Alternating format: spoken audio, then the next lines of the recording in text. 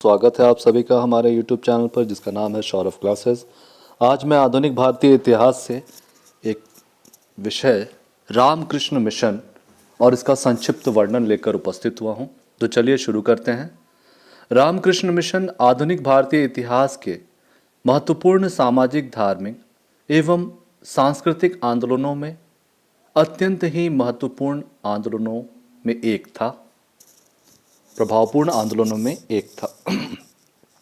इसके प्रणेता नरेंद्र नाथ दत्त, जिन्हें हम स्वामी विवेकानंद के नाम से भी जानते हैं, उन्होंने 1 मई 1897 में कोलकाता में की।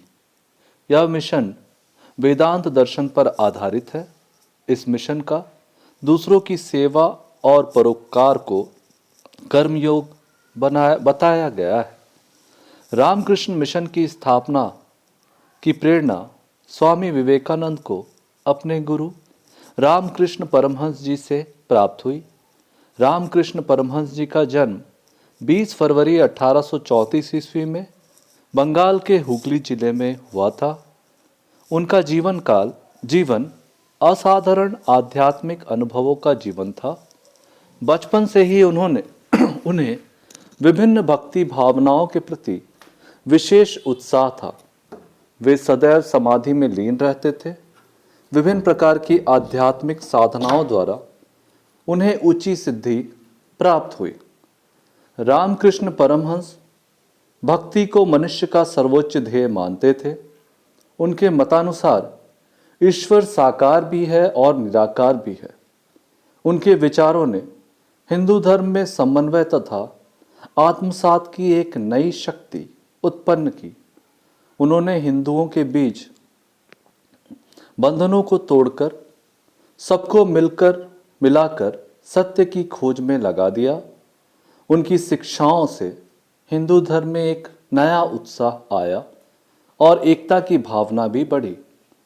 परमहंस के शिष्यों और अनुयायियों का विश्वास था कि समाज सुधार के लिए हिंदुओं को अपना धर्म छोड़ने की आवश्यकता नहीं है। वे अपने धर्म में रहकर भी समाज सुधार कर सकते हैं। परमहंस की शिक्षाओं को रामकृष्ण के माध्यम से स्वामी विवेकानंद जी ने साकार रूप दिया। यद्यपि प्रारंभ में वे संशय व संदेह से घिरे हुए थे, लेकिन धीरे धीरे वे परमहंस के पूर्ण समर्थक व भक्त बन गए। परमहंस की मृत्यु के बाद वे सन्यासी बन गए और उन्होंने सारे भारत का भ्रमण किया। तिब्बत में 6 वर्ष रहकर उन्होंने बौद्ध ग्रंथों का अध्ययन किया। 1897 में को स्वामी विवेकानंद ने रामकृष्ण मिशन के माध्यम से अपने प्रेरक एवं गुरु रामकृष्ण परमहंस जी के विचारों को एक आंदोलन के रूप में प्रस्तुत किया। इस मिशन ने समाज सुधार और समाज सेवा के लिए बहुत काम किया। रामकृष्ण परमहंस का उद्देश्य सब धर्मों को मिलाकर एक करना था। उनके मतानुसार संसार के विभिन्न धर्म उन नदियों की तरह है जो अंत में समुद्र में जाकर मिल जाती है। उनके विचार में इस्लाम और ईसाई धर्मों की आंतरिक भावना हिंदू धर्म जैसी है।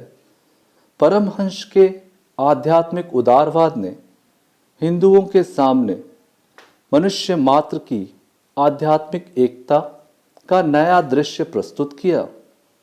परमहंस के व्यक्तित्व और इनकी शिक्षाओं ने मध्य वर्ग को विशेष रूप से आकर्षित किया।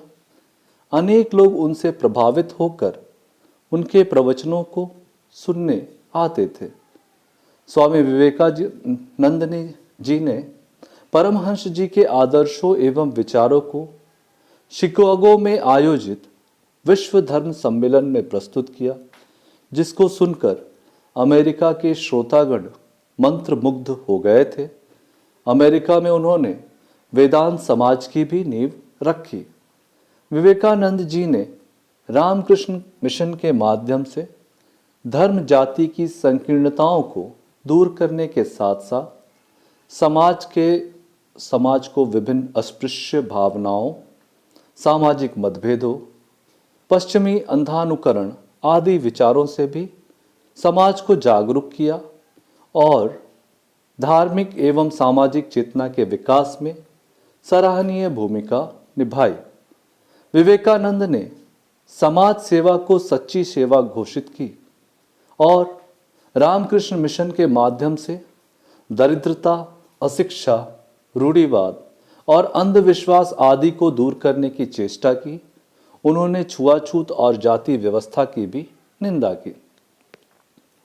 निष्कर्ष देखेंगे, इस प्रकार हम पाते हैं कि रामकृष्ण परमहंस की प्रेरणा से स्वामी विवेकानंद ने रामकृष्ण मिशन नामक संस्था की नींव रखी और इसके माध्यम से उन्होंने धार्मिक एकता को विकसित तो किया ही, साथ ही सांस्कृतिक सामाजिक सद्भावना के विकास में भी योगदान दिया।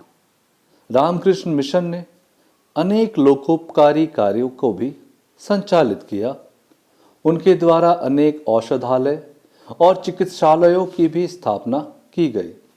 जब भी कोई आपदा या समस्याएं आई, मिशन ने इसका डटकर सामना किया। मिशन अनवरत क्रियाशील रहा है। वर्तमान में भी यह सामाजिक एवं धार्मिक क्षेत्र में अपनी कल्याणकारी भूमिका का निर्वहन कर रहा है। इस प्रकार हमारा यह विषय यहीं समाप्त होता है। आज के लिए इतना ही। धन्यवाद।